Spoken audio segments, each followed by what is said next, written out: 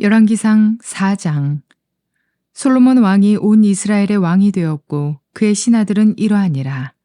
사독의 아들 아사리아는 제사장이요 시사의 아들 엘리호렙과 아이야는 서기관이요 아일룻의 아들 여우사밧은 사관이요 여우야다의 아들 브나야는 군사령관이요 사독과 아비아달은 제사장이요 나단의 아들 아사리아는 지방 관장의 두령이요 나단의 아들 사봇은 제사장이니 왕의 벗이요 아이살은 국내 대신이요 압다의 아들 아도니람은 노동 감독관이더라. 솔로몬이 또 온 이스라엘의 12지방 관장을 두매 그 사람들이 왕과 왕실을 위하여 양식을 공급하되 각기 1년에 한 달씩 양식을 공급하였으니 그들의 이름은 이러하니라. 에브라임 산지에는 베누리요 마가스와 사알빔과 베세메스와 엘론 베다난에는 벤데게리요 아룻봇에는 베네셋이니 소고와 헤벨 온 땅을 그가 주관하였으며 나밧 돌 높은 땅 온 지방에는 베나비 나답이니 그는 솔로몬의 딸 다밧을 아내로 삼았으며 다아낙과 무깃도와 이스라엘 아래 사르단가에 있는 베스안 온 땅은 아일룻의 아들 바아나가 맡았으니 베스안에서부터 아벨모올라에 이르고 용르암 바깥까지 미쳤으며 길르앗 라못에는 벤게벨이니 그는 길르앗에 있는 므낫세의 아들 야일의 모든 마을을 주관하였고 또 바산 아르곱 땅의 성벽과 높이장 있는 60개의 큰 성읍을 주관하였으며 마하나임에는 이또의 아들 아이나답이요 납달리에는 아이마아스이니 그는 솔로몬의 딸 바스맛을 아내로 삼았으며 아셀과 아롯에는 후세의 아들 바하나요 이사갈에는 바루아의 아들 여우사밧이요 베냐민에는 엘라의 아들 시므이요 아모리 사람의 왕 시온과 바산 왕 옥의 나라 길르앗 땅에는 우리의 아들 게벨이니 그 땅에서는 그 한 사람만 지방 관장이 되었더라. 유다와 이스라엘의 인구가 바닷가의 모래같이 많게 되매 먹고 마시며 즐거워하였으며 솔로몬이 그 강에서부터 블레셋 사람의 땅에 이르기까지와 애굽 지경에 미치기까지의 모든 나라를 다스림으로 솔로몬이 사는 동안에 그 나라들이 조공을 바쳐 섬겼더라. 솔로몬의 하루의 음식물은 가는 밀가루가 30고루요 굵은 밀가루가 60고루요 살찐 소가 10마리요 초장의 소가 20마리요 양이 100마리이며 그 외에 숫사슴과 노루와 암사슴과 살찐 새들이었더라. 솔로몬이 그 강 건너편을 딥사에서부터 가사까지 모두 그 강 건너편의 왕을 모두 다스림으로 그가 사방에 둘린 민족과 평화를 누렸으니 솔로몬이 사는 동안에 유다와 이스라엘이 단에서부터 브엘세바에 이르기까지 각기 포도나무 아래와 무화과나무 아래에서 평안히 살았더라. 솔로몬의 병거의 말 외양간이 4만이요 마병이 12,000명이며 그 지방 관장들은 각각 자기가 맡은 달에 솔로몬 왕과 왕의 상에 참여하는 모든 자를 위하여 먹을 것을 공급하여 부족함이 없게 하였으며 또 그들이 각기 직무를 따라 말과 준마에게 먹일 보리와 꼴을 그 말들에 있는 곳으로 가져왔더라. 하나님이 솔로몬에게 지혜와 총명을 심히 많이 주시고 또 넓은 마음을 주시되 바닷가의 모래같이 하시니 솔로몬의 지혜가 동쪽 모든 사람의 지혜와 애굽의 모든 지혜보다 뛰어난지라. 그는 모든 사람보다 지혜로워서 예스라 사람 에단과 마홀의 아들 헤만과 갈골과 다르다보다 나음으로 그의 이름이 사방 모든 나라에 들렸더라. 그가 잠언 3,000가지를 말하였고 그의 노래는 1,005편이며 그가 또 초목에 대하여 말하되 레바논의 백향목으로부터 담에 나는 우술초까지 하고 그가 또 짐승과 새와 기어다니는 것과 물고기에 대하여 말한지라. 사람들이 솔로몬의 지혜를 들으러 왔으니 이는 그의 지혜의 소문을 들은 천하 모든 왕들이 보낸 자들이더라. 좋은 날입니다. 성령님께서 오늘도 여러분들의 심령 가운데 큰 은혜와 평강으로 함께하여 주시기를 주님의 이름으로 축복합니다. 오늘 저는 여러분들과 함께 열왕기상 4장 말씀으로 어떻게 솔로몬은 하나님의 놀라운 축복을 경험할 수 있었는가 라는 제목으로 은혜를 나누기로 합니다.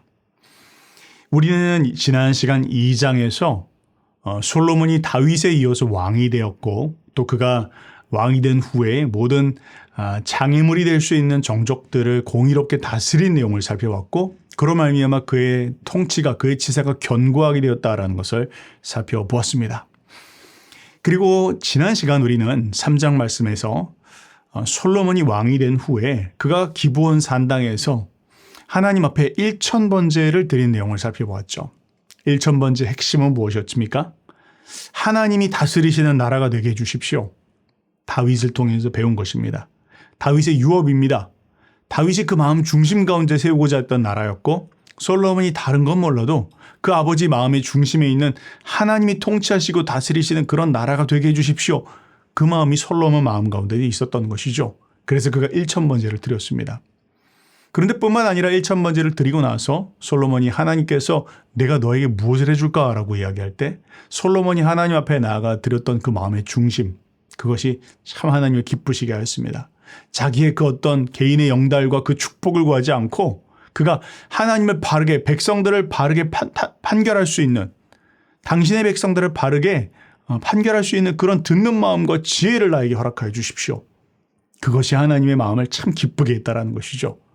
왕으로서 자기가 참 부족하지만 그런데 이 왕의 자리를 그냥 내 권세를 부리는 자리가 아니라 하나님의 부르신 그 목적을 따라서 제가 잘 섬길 수 있도록 그런 지혜와 그런 듣는 마음과 그런 명철을 저에게 주십시오. 이것이 하나님의 마음을 참 기쁘시게 했다라는 것입니다. 그것이 지난 시간 3장의 내용이었는데요. 오늘 4장의 내용은 그 하나님께서 너에게 모든 것을 더해 주시리라 말씀하신 내용이라 이렇게 말할 수 있겠습니다. 여러분 성경 신약에 보면 하나님께서 이렇게 말씀하셨죠. 그의 나라와 그의 의를 구하라. 그리하면 이 모든 것을 내가 너희에게 더해 주실 것이다 말씀하셨습니다. 정말로 그렇습니다. 우리가 마음으로 하나님의 나라를 먼저 구합니다. 하나님의 뜻을 먼저 구합니다. 그런 마음으로 하나님 앞에 엎드리면 하나님께서 그 모든 것, 다른 그 여타의 모든 것을 우리의 삶에 더해 주시는 분이십니다. 오늘 4장 말씀은요. 솔로몬이 그 마음의 중심으로 하나님 앞에 나아갔더니 하나님께서 그 모든 것을 더해 주셨다라는 것을 확증해 주고 있습니다. 자, 그럼 한번 오늘 본문으로 들어가 보도록 하죠. 자, 1절 말씀은 이렇게 시작합니다. 솔로몬 왕이 온 이스라엘의 왕이 되었고 그렇게 말합니다. 여러분 다윗 때가 기억나십니까? 다윗은 먼저 유다 지파의 왕이 되었죠. 그리고 7년 반이 지나서야 온 이스라엘의 왕이 되었습니다. 그런데 솔로몬은 그가 왕이 되자마자 온 이스라엘의 왕이 되었다라고 지금 이야기하고 있습니다. 사실 솔로몬은요 엄청 축복받은 사람이죠. 다윗은 그의 통치 초기부터 시작해서 굉장히 고생스럽게 왕이 된 사람이었습니다. 왕이 되고 나서도 엄청 고생이 많았죠. 늘 쫓기는 신세였기도 했고 전쟁을 많이 치렀어야 됐고 또 그런 모습들이 다윗의 삶의 여러 가지 모습이었습니다. 그런데 어쨌든 그렇게 해서 다윗이 모두 수고를 하고 대적들을 다 평정하고 나고 난 후에 그 나라가 이제 솔로몬에게 넘어가게 된 것이죠. 솔로몬은 그러니까 아버지 다윗으로부터 받은 이 나라를 잘 다스리기만 하면 되는 그런 상황이 된 것입니다. 솔로몬에게 다윗이 수고하고 솔로몬이 은혜를 입었다 그렇게 이야기할 수 있겠죠. 자, 어떻게 됐든 그렇게 해서 솔로몬은 은혜 위에 은혜를 입고 이제 나라를 다스려가기 시작합니다. 자, 오늘 1절부터 19절까지 말씀은요. 솔로몬 시대의 관료에 대한 부분들을 이야기합니다. 행정 조직에 대한 이야기죠. 그래서 1절부터 6절까지는 중앙 관료에 대해서 이야기하고 있는데 왕, 대제사장, 서기관, 사관, 군사령관 이런 사람들 중앙 정부의 관료들에 대한 부분들을 이야기하고 또 7절부터 19절까지는 지방 관료들에 대해서 언급을 하고 있습니다. 그러면서 12명의 장관들을 세웠다라고 그렇게 이야기합니다. 자, 이 지방 관료들 세우게 된 이 12명의 관료들은요. 이들은 지방을 돌보면서 왕과 왕실에서 사용할 수 있는 그 양식을 공급하는 일들을 하는데 12명, 그러니까 12개의 지역으로 나눴다는 것이죠. 그래서 이 12개의 지역을 돌아가면서 1년에 한 번씩 그러니까 1년에 이번 달은 여기서 다음 달은 저기서 이렇게 왕실에 양식을 공급하는 일들을 돌아가면서 맡았다라고 하는 것이죠. 자, 그렇게 해서 지금 이제 솔로몬 당시에 관료 체제가 완성되었다라는 것을 이야기하는 것인데요. 여기는 굉장히 중요한 의미가 한 가지가 있습니다. 자, 솔로몬 때에 드디어 이제 중앙 집권적 통치 체제가 완성되었다라는 것을 알 수가 있습니다. 여러분 다윗 때만 하더라도 헐거웠던 거 기억이 나십니까? 그 안에 지파들 간의 갈등이 여전히 남아 있었고 또 뭔가 그런 다툼의 여지들이 여전히 좀 있었던 것을 볼 수 있죠. 그런데 그 모든 시기를 지나서 솔로몬은 이제 완전히 강력한 중앙 집권적 통치 체제를 세워서 이 나라를 다스려가기 시작했다는 것입니다. 그런데 12지역으로 나눴다고 해서 그 이전에 12지파 형식은 12지파들을 중심으로 된 지역을 나눈 건 아닙니다. 물론 그걸 참고를 했겠죠. 또 부분적으로 기반이 된 건 맞습니다. 그런데 그것 외에 전통적인 그런 지역 구분을 떠나서 새롭게 12지방으로 나누어서 각 지파의 장로들이 중심이 된 게 아니라 중앙에서 내려온 사람들을 중심으로 해서 각 지역을 관할하게 하였다. 그러니까 지금 굉장히 그 성격 자체가 바뀌어가고 있다는 것을 우리가 볼 필요가 있습니다. 자, 근데 그렇게 해서 서게 된 사람들이 누군지 보니까 그렇게 세워진 사람들의 이름이 우리가 익숙한 사람들의 이름이 서기 시작했습니다. 보니까 사독과 사독의 아들들, 나단의 아들들, 브나야, 또 솔로몬의 사위들, 다윗의 친구 후세의 아들들. 자, 이런 사람들 누구죠? 우리가 딱 봐도 다윗의 사람들 혹은 솔로몬의 사람들, 그러니까 충성된 사람이다라는 것을 알 수 있죠. 자신이 함께 나라를 이끌어갈 때 있어서 자신의 충성된 사람들을 세워서 왕권을 강화하고 또 중앙 집권적 국정 운영을 원활하게 하기 위해서 이런 사람들을 세웠다는 것을 알 수가 있습니다. 그런데 조금 더 여러분들이 디테일하게 보시면 이름들의 특징을 보면 이름들이 예사롭지 않은 사람들이에요. 그러니까 지금 여기 보니까 제사장들 그리고 선지자들 그리고 그들의 자녀들 이런 사람들의 이름이 등장하고 있다는 것이죠. 쉽게 이야기하면 솔로몬이 신정적 왕정으로서 하나님이 다스리시는 나라를 실제로 구현하기 위해서 하나님을 경외하는 사람들 또 주님을 섬기는 사람들 이런 사람들을 중심에 세워서 신정 국가로서 기틀을 완전하게 다스리기 위해서 놓기 위해서 그런 사람들을 세웠다라는 것을 알 수 있는 것입니다. 솔로몬의 지혜가 또 나타나는 부분이죠. 누구를 세워야 될지 또 어떤 사람을 세워야 될지 이런 것에 있어서 솔로몬이 지혜를 가지고 바른 사람들을 세워갔다라는 것을 우리가 볼 수가 있습니다. 자, 그 다음에 이제 20절부터 28절까지의 말씀은요, 그 솔로몬 시대의 아주 영화로운 모습들을 기록해 놓고 있습니다. 앞전에 말씀드렸던 것처럼 솔로몬이 그 마음 중심에 하나님의 나라와 의를 구할 때 모든 것을 더해 주셨다라고 말씀드렸죠. 이제 그 모습들이 이제 나타납니다. 자, 20절 한번 읽어보겠습니다. 유다와 이스라엘의 인구가 바닷가에 모래같이 많게 되매 먹고 마시며 즐거워하였으며. 자, 뭐라고 이야기하고 있죠? 인구가 지금 많이 늘어나고 있다는 것입니다. 인구가 는다는 건 큰 축복입니다. 자, 우리 한국을 위해서 기도하게 되죠. 인구가 점점 줄어가고 있다고 하는데 정말로 하나님께서 은혜를 부어주셔서 대한민국의 인구가 더 많이 늘어날 수 있기를 바랍니다. 자, 이스라엘의 하나님의 큰 축복 가운데 그들의 인구가 점점 더 많이 늘어났다라고 그렇게 이야기하고, 그런데 만약 늘어나기만 했는데 가난하면 소용이 없겠죠. 그런데 솔로몬의 때에 보니까 그 인구가 늘어났을 뿐만 아니라 그에게 큰 축복이 임했다 그렇게 이야기합니다. 자, 21절 말씀에 보니까 영토 또한 확장되었다라고 말합니다. 그 영토가 어디서부터 어디까지인지 보니까 유프라테스 강부터 블레셋 사람의 땅 그리고 애굽 지경에 이르기까지. 자, 여기는요 아브라함에게 하나님께서 약속하신 땅입니다. 그러니까 하나님께서 이스라엘 백성들에게 주시고자 하신 그 땅을 모두를 차지하게 됐다라고 그렇게 이야기하고 있는 것이죠. 하나님의 약속이 드디어 이 솔로몬 때에 온전히 성취되게 되었구나라는 것을 우리는 볼 수 있습니다.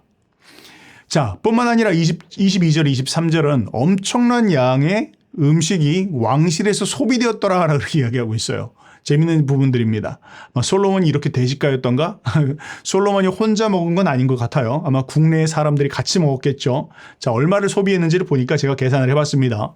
밀가루만 하더라도 하루에 가는 것, 굵은 것 포함해서 모두 90석을 먹었다. 근데 이걸 계산해 보니까 대략 12,700kg의 빵을 소비한 것으로 나옵니다. 이걸 보니까 대략 많이 먹으면 14,000명 정도의 인원이 한꺼번에 한 번에 먹을 수 있는, 하루에 먹을 수 있는 분량인 것 같습니다.